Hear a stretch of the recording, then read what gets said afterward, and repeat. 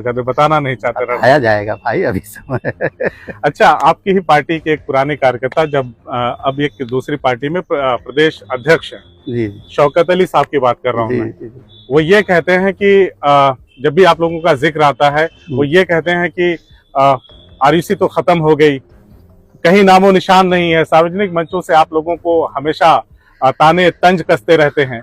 अब ऐसा है कि आरयूसी जिस चीज को लेकर के उभरी थी, मतलब उस वक्त ये माहौल था कि हमको तुरंत थाना घेरना है, जबरदस्ती घेरना है, कुछ भी करना है, अपने लोगों के अंदर से डर को खत्म करना है। अच्छा, लेकिन अब हम लोग कामयाब, अब हम लोग भी, हमारे भी लोग राजनैतिक हैं, तो राजनैतिक तौर तरीके से काम करेंगे। वो ऐसा कहते हैं तो आप क्या सोचते हैं? वो ऐसा इसलिए बिला वजह कह रहे हैं ना, हम कहाँ खत्म है, हम तो और अदर स्टेटों में काम कर रहे हैं। अभी हम बिहार चुनाव लड़ने जा रहे हैं, अभी हमारे जो साउथ में भी पार्टी चल रही है, दिल्ली में हमारी चल रही है, अदर स्टेटों में हम चल रहे हैं। मैं आपसे एक सवाल लेना चाहता हूं। हालांकि मैंने शौकत अली की जब बात की तो उसमें कुछ और सवाल थे मेरे, लेकिन उसको मैं बाद में लेता हूं। अगर मैं बात करूं कि मुसलमानों का सबसे बड़ा हिमायती कौन, आमिर रशादी या असदुद्दीन ओवैसी? मैं ये कहता हूं कि अगर मुसलमानों का हिमायती बनने के लिए सभी पार्टियां बनी, मुस्लिम पार्टियां, चाहे वो AIMIM हो, चाहे राष्ट्रीय उलमा काउंसिल हो, चाहे पीस पार्टी हो, चाहे वो बदरुद्दीन अजमल साहब, चाहे जो भी पार्टियां हो।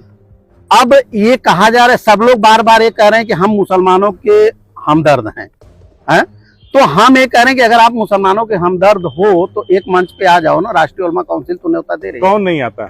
आप लोग नहीं जाते क्या? नहीं, सबसे पहले तो ओवैसी साहब को कई बार हमारे अध्यक्ष जी ने लेटर दिया, मिल करके मिलने की कोशिश की, सब कुछ करने की कोशिश, लेकिन वो खुद ही नहीं आ रहे।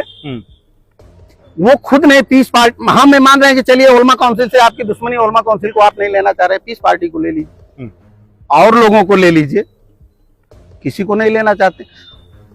बहन जी के यहाँ दरबार लगाएंगे कि बहन जी हमको गठबंधन में ले लें, समाजवादी के यहाँ दरबार लगाएंगे कि हमको आरजेडी में तो ढोल ताशा लेकर के चले गए कि हमें ले ले, और अपने घर में नहीं आ रहे।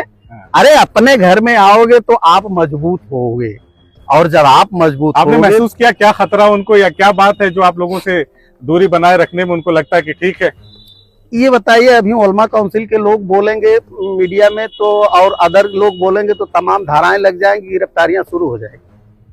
और वो अनाप शनाप कुछ भी टीवी चैनल पे बोलते रहते हैं, उनकी गिरफ्तारियां क्यों नहीं होती? हो तो गई। मैं वही सवाल लेने वाला था। मैं ये कहने वाला था आपसे कि शौकत अली साहब ने बहराइच में जाकर के अपने कार्यकर्ताओं के साथ बैठ के एक मीटिंग में कह दिया कि सुहेलदेव राजभर लुटेरे थे। सुहेलदेव राजभर लुटेरे थे, सालार गाजी नहीं थे लुटेरे। उसके बाद उनपे तमाम आप देख रहे होंगे समाचार पत्रों में, सोशल मीडिया में, मीडिया में, उन लोग उनकी हत्या करने तक की बात कह रहे हैं, मुकदमे भी दर्ज हो रहे हैं। क्या कहना है आपका? नहीं तो जैसे वो बिला वजह अनाप शनाप किसी के विषय में नहीं बकना चाहिए ना, वो गिरफ्तारी होनी चाहिए। अगर आप किसी मजहब के खिलाफ गलत बोलोगे, किसी के धर्म गुरु के खिलाफ गलत बोलोगे, हम बोलेंगे हमारी भी गिरफ्तारी हो। लेकिन उनके जो राष्ट्रीय अध्यक्ष जी हैं, मानते हैं शौकत आजमी ने गलत किया? बिल्कुल गलत किया। हमें मानते हैं किसी भी धर्म समुदाय के किसी धर्म गुरु के खिलाफ आपको बोलने का कोई राइट नहीं। मैं उनका एक इंटरव्यू देख रहा था जिसमें उन्होंने कहा कि आप तो बार बार कहते हैं, मतलब जो सुहेलदेव भारतीय समाज पार्टी के कार्यकर्ता हैं, अक्सर ये बात कहते रहते हैं कि सालार मसूद गाजी जो लुटेरे थे और महाराजा राजभर ने उनको गाजर मूली की तरह से काट दिया। उन्होंने कहा कि आप तो अक्सर कहते रहे, तो हमने एक बार कह दिया, तो कौन सी आफत आ गई? नहीं तो फिर कोई आतंकवादी है, कोई अपराधी है, और एक बार आप भी गोली मार करके अपराधी हो जाइए तो क्या मतलब? तो हो गया ना। 302 चाहे 2-4 हत्या करके जाइए, चाहे एक हत्या करके जाइए, 302 तो 302 है। एक हत्या करिए या 4 हत्या करिए, अगर वो बार बार कर रहे हैं तो उनके खिलाफ तो आप FIR करवाइए, उनकी गिरफ्तारी करवाइए, कानून के तौर से लड़ाई लड़िए, न कि हम उनको गोली मार करके करें।